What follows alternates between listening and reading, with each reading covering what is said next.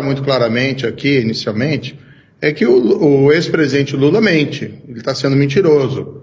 Porque, primeiro, ele não foi absolvido e nem inocentado. Isso é muito claro.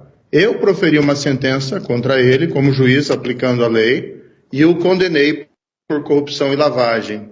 Outra mentira dele, ele coloca como se tivesse sido eu apenas que tenha praticado esse ato. Mas a minha sentença foi confirmada pelo tribunal em Porto Alegre por outros 3 magistrados profissionais que confirmaram a condenação dele por corrupção e lavagem de dinheiro.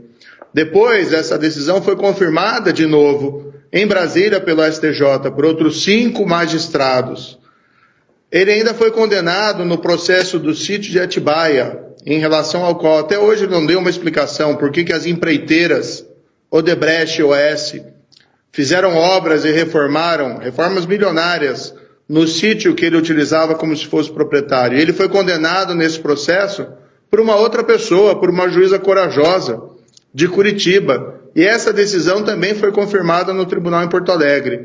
Então não fui eu apenas, foram vários juízes que o condenaram, que viram as provas e o reputaram culpado. Depois houve anulação, 3 anos depois, pelo Supremo Tribunal Federal, num julgamento que eu reputo um grande erro judiciário do Supremo Tribunal Federal, mas ainda assim o próprio Supremo Tribunal Federal jamais disse que o presidente era inocente ou o absolveu no mérito das acusações.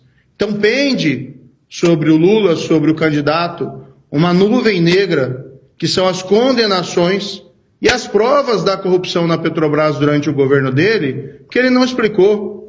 Porque não é um caso de corrupção isolado no tempo e do espaço. O que foi revelado pela Lava Jato, e todo mundo bem sabe, é a corrupção vinculada a um projeto de poder, assim como foi no caso do Mensalão. Algo muito diferente desse quadro, em que o presidente mente, no sentido de que ele pretende combater a corrupção ou pretendeu combater a corrupção no passado. Quem pretende fazer isso não instaura uma perseguição e uma difamação contra aqueles que cumpriram apenas o seu dever.